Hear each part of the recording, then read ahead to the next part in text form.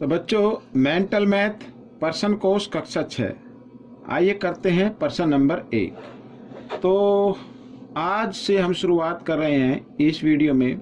ये जो वीडियो है ये मैंने लिया है अध्याय 12 अनुपात और समानुपात, ये वाला। ठीक है, ये हम करने वाले हैं। आइए करना शुरू करते हैं। तो ये रहा आपके सामने प्रश्न नंबर 1। क्या कहता है प्रश्न नंबर 1? बहुत ही आसान है।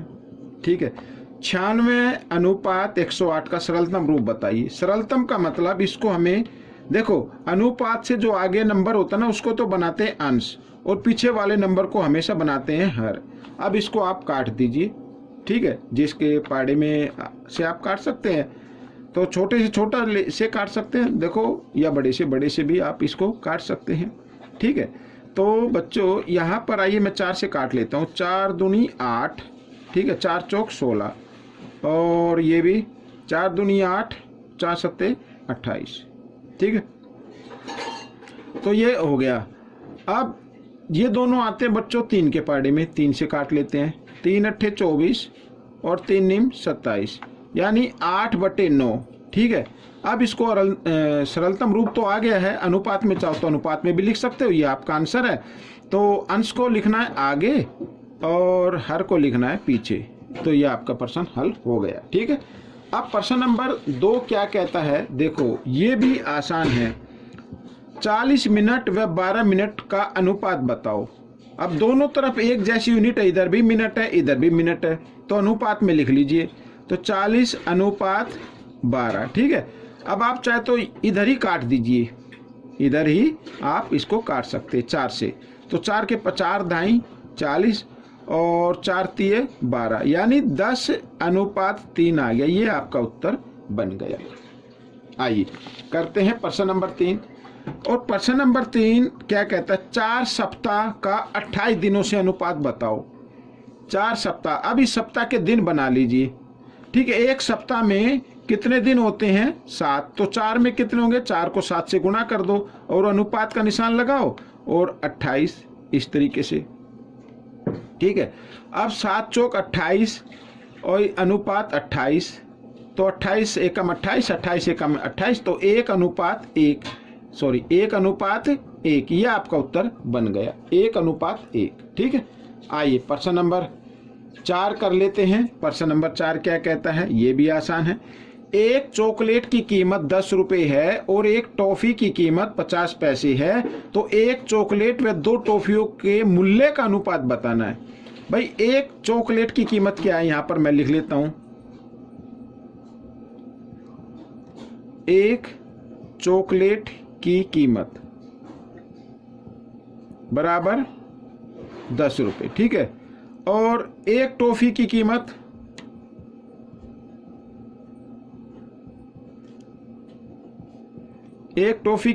क्या है? 50 पैसे। ये आ गया। तो 2 टॉफी की कीमत क्या होगी? 2 की निकाल लेते हैं। 2 टॉफियों की कीमत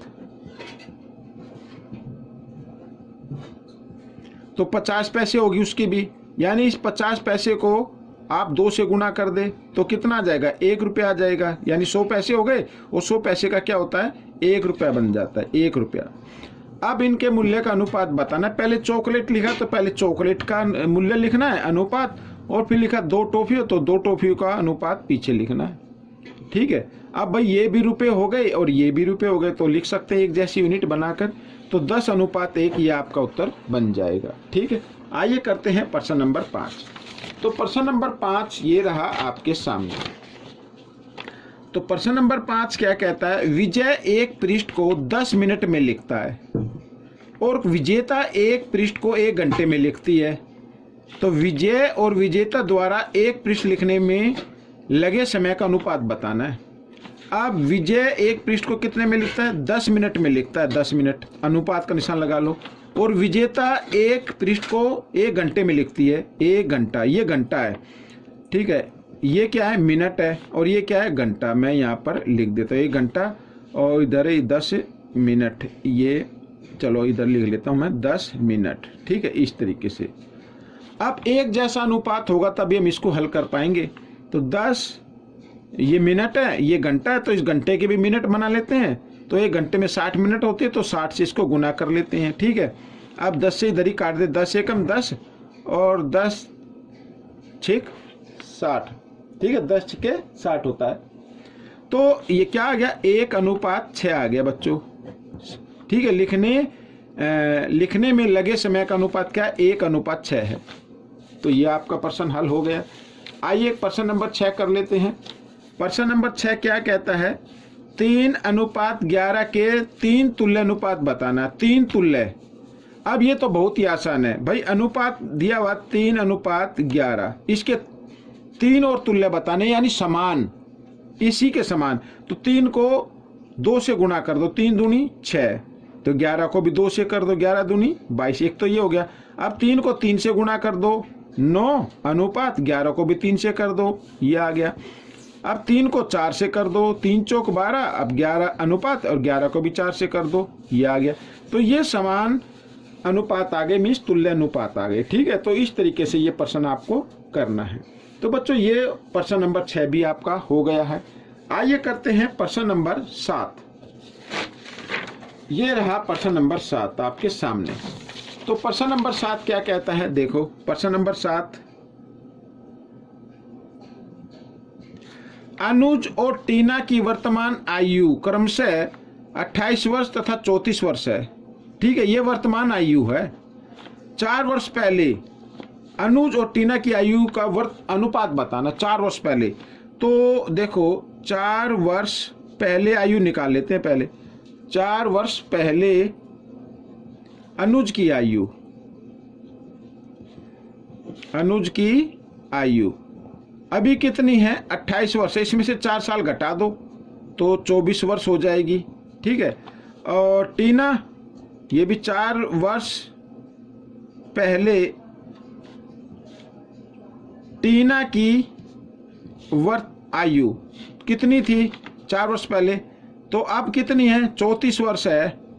इसमें से 4 घटा दो तो 4 वर्ष पहले कितनी थी, 30 वर्ष थी। तो इनकी आयु का अनुपात बताना। पहले क्या लिखा, अनुज, तो अनुज की आयु लिख लीजिए अनुपात, फिर टीना की लिख लीजिए। अब ये देखो दोनों 6 के पाड़े में आते, 6 चौक 24, 6 पंजे 30, यानी अनुपात आ गया 4:5। तो ये आपका उत्तर बन गया। ठीक है, प्रश्न नंबर 8 क्या कहता है, देखो प्रश्न नंबर 8 कहता है 800 किलोमीटर को 9:7 में विभाजित कीजिए। 9:7 में विभाजित करना है, तो कैसे करते हैं, तो 800 लिखना है पहले आपको और गुणा का निशान लगा लेना। और नीचे क्या आएगा, यह अनुपातों का योग आएगा। नीचे क्या आएगा, हर में अनुपातों का योग। 9 और 7 कितना होता है, 16, और 9 अनुपात में करना है पहले, तो 9 ऊपर लिख लीजिए। अब दूसरा भी हमें 7 में भी करना है ना, तो 800 गुणा 9 तो लिख लिया, अब लिखिए 7 और नीचे अनुपातों का योग लिखना है इस तरीके से। ठीक है, तो ये 9:7 में विभाजित हो जाएगा। ये काट लेते हैं, 16 एकम 16, 16 पंजे 80, ये आ गया। ठीक है, इधर 16 एकम 16, 16 पंजे 80, ये आ गया। ठीक है, अब इनको कर देते गुना। क्या कर देते गुना, 9 पंजे 45। ठीक है, अब वैसे अगर हम देखें तो यहाँ पर 9 को 5 से गुणा करना, 9 पंजे 45, 0 की 0। ठीक है, और ये अनुपात, और 7 पंजे 35 और 0 की 0।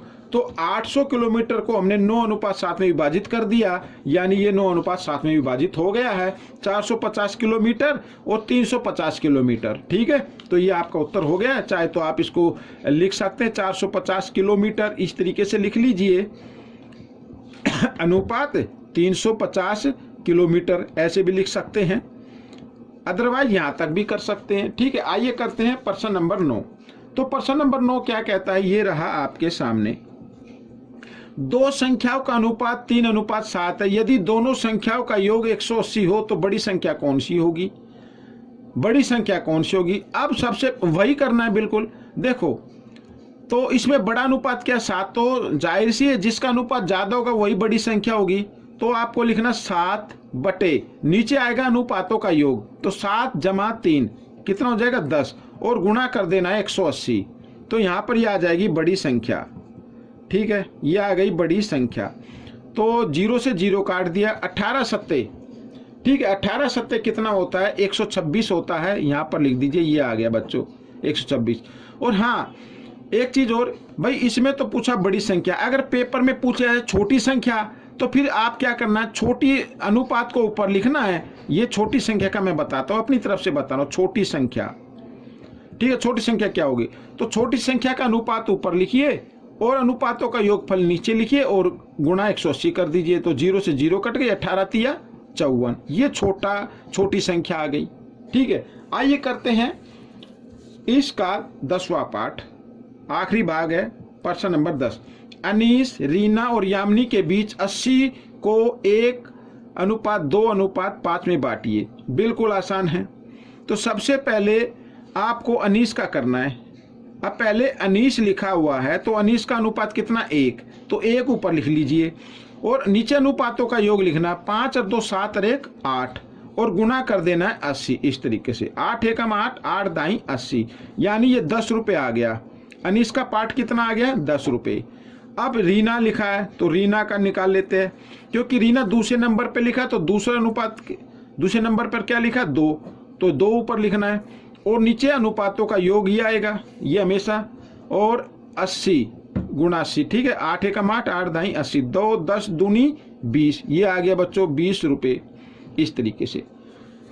तो यामिनी का निकाल लेते हैं। यामिनी का अनुपात दिया हुआ है 5 ऊपर लिखना है, अनुपातों का योगफल नीचे लिखना है और गुणा 80 कर देना है। 8 एकम 8, 8 दाई 80, 10 पंजे 50, ये 50 रुपये आ गया। तो बच्चों देखो कितने इजी हैं, कितना आसान है, लेकिन ये और आसान आप बना सकते हैं ज़्यादा से ज़्यादा प्रैक्टिस, अभ्यास करके, दूसरे बच्चों को बताकर। मेरे बताने से कुछ नहीं होगा, मैं तो आपको समझा सकता हूँ, स्कूल में अध्यापक आपको समझा सकते हैं, लेकिन अगर आपको अच्छे नंबर और अच्छी रैंक चाहिए तो आपको अभ्यास, प्रैक्टिस करनी ही होगी, हर कीमत पर करनी होगी। ठीक है, तो प्रैक्टिस कीजिए और अच्छे से अच्छे नंबर लेके आइए। मिलेंगे अगले भाग में, तब तक के लिए धन्यवाद।